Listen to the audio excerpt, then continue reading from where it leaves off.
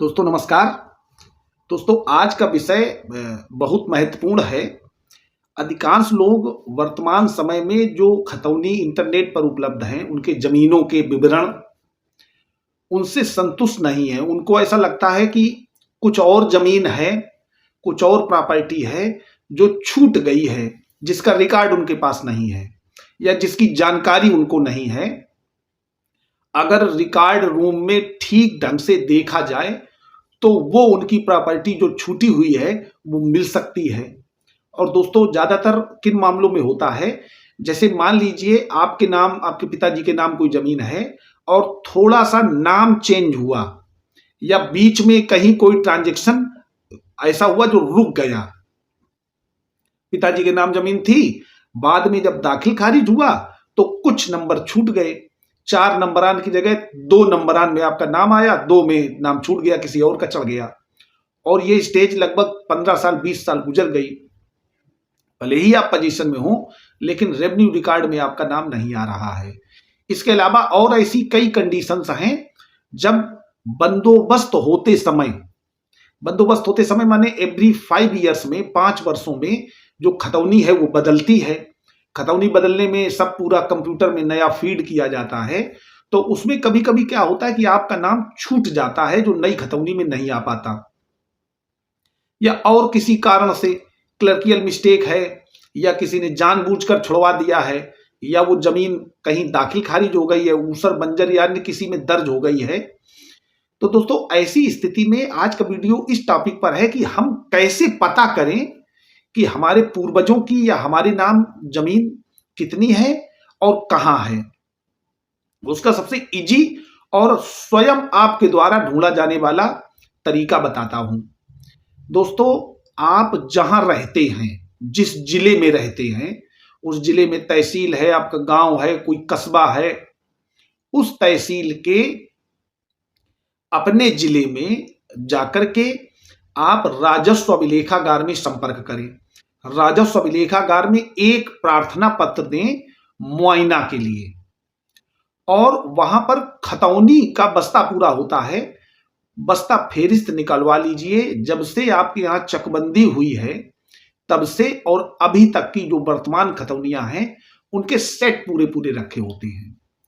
उनको सीरियल देखिए, वैसे अल्फाबेटिकल होते हैं, अल्फाबेट से नाम होते हैं। जैसे आपका जो खाता है वो सबसे बड़े जो पर्सन है आपके घर में, बड़ा भाई है या बड़े ताऊ हैं या बड़े बाबा हैं, उनके नाम से स्टार्टिंग होगी, या जो भी सह खातेदार हैं आपके, हो सकता है कि अदर कोई पर्सन हो तो उसके नाम से स्टार्टिंग होती है।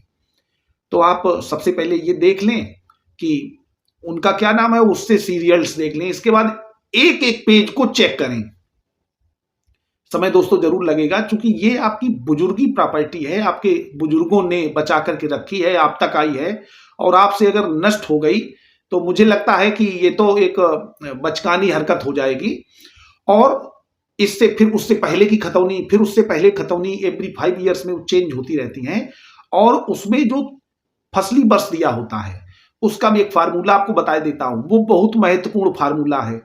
जैसे उसमें लिखा होगा 1348 फसली मान लेते हैं उदाहरण के तौर पर, तो जितना लिखा हो उससे 7 कम कर दीजिएगा, 7 घटा दीजिएगा।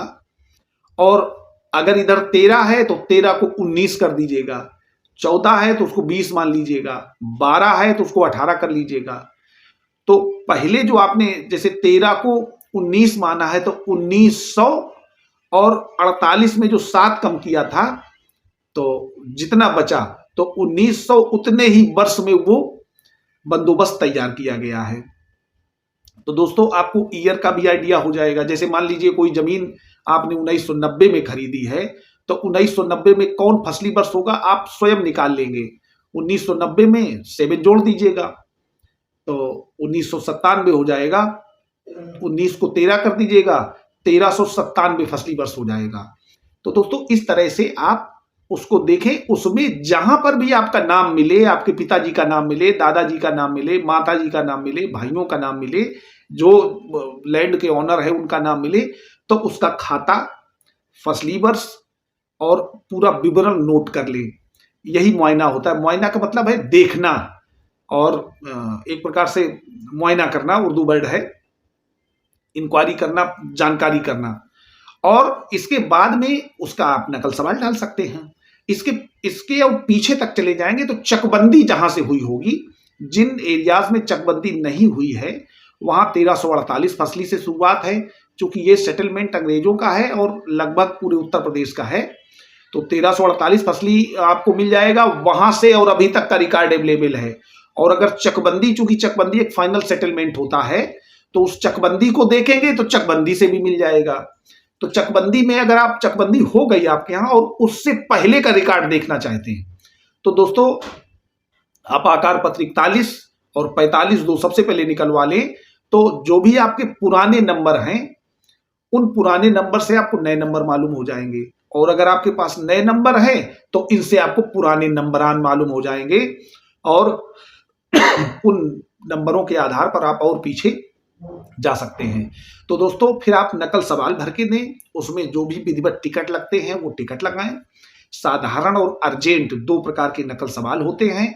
रेवेन्यू का नकल सवाल लगेगा, माने राजस्व का, जो आप रेवेन्यू कोर्ट के मुकदमों में अपने जजमेंट में जो सवाल लेते हैं वही वहां लगेगा।